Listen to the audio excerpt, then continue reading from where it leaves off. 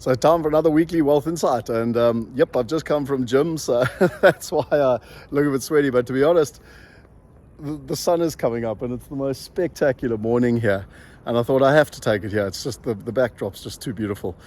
So what is this weekly Wealth Insight about? Well, it's the fact that most people make decisions based on emotion, based on feeling, and based on sentiment, and they don't based on facts, fundamentals, and systems. And I'll give you a good example of that. So just down below there, you can see an island. Okay, so I'm in Knysna here. Let me get my finger right there. So this is a private island. It's one of the top 5 most exclusive estates in South Africa. It's very, very beautiful. I bought a house there in 2013, 1st of August 2013.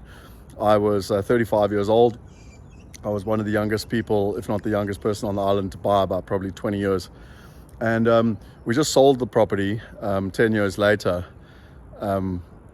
For what people think a huge profit, because we bought it for 5.5 million and we sold it for 14 million. So a lot of people go, wow, you've done amazing, like that's incredible, until you do the maths.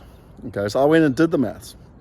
And what's really interesting is that I'm not going to talk too much financial lingo. I do share in webinars and stuff like the actual financial lingo, so I'm not going to bore you with all the financial lingo, but we got a loan to value of 80%, which means I put down a 20% deposit, plus I had to pay transfer fees, etc.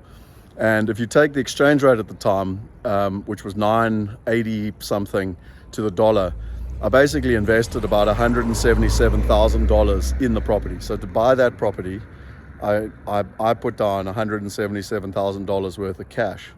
10 years later, once you take the profit and minus off the expenses and the capital gains tax and everything else, and then you divide it by today's exchange rate, which is 18 rand and 18 cents, 1,18,18, and you divide it, I now have $150,000 in cash.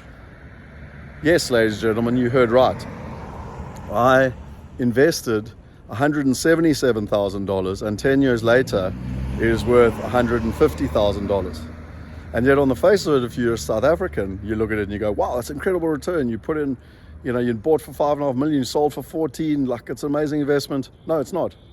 In dollar terms, my investment's gone from $177,000 to $150,000.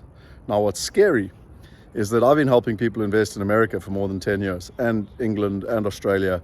But let's just use America to keep it simple, because then you're dealing with one currency. And we've made an average return of about 8% cash on cash. So that's positive income, positive cash flow, 8% consistently for about 10 years. And if you take the capital growth into account, it's called internal rate of return, you're looking at a growth rate of somewhere between 13 and 15%. If you take an average of 14%. If I'd taken that same $177,000 and I'd invested it in America over the last 10 years, today it'd be worth about $450,000. Okay, now today selling that house in the last month is $150,000. If I invested in America, it'd be worth $450,000. That's the difference between sentiment and emotion, and people's opinions and blah blah blah. It's about facts, it's about systems, and it's about fundamentals. And when I even put my own numbers in and did the maths, I was like, holy cow. Like I thought I taught people about this. I thought I knew what I was doing. And yet, look, the last 10 years at the mistake that I've made. And, that's why we have the Diversification Masterclass. Click below if you want to come and join it, because you need to know about these things. No matter where you are in the world, this is not a South African problem. It's the same in America, same in England. In England, when that Brexit things dropped by 20%. In America, when the last housing crash happened, the market lost 40-70%. No one's immune in any market. You have to diversify. As Ray Dalio says, the number one principle to investing is to diversify across countries, currencies, assets. And I add 2 things to that: partners and time. We call it the 5 principles of diversification. So this is a slightly longer Wealth Insight, but that's my lesson literally from this week. Click on the link below, come to our masterclass. I'm teaching people about the lessons I've learned in the last 20 years. You too should know them. Oh, and one last thing.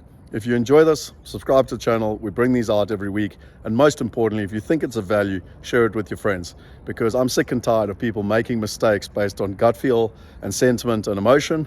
And they need to have the facts, the systems, and the fundamentals to make the right decisions for them and their family. Have an awesome week. Cheers.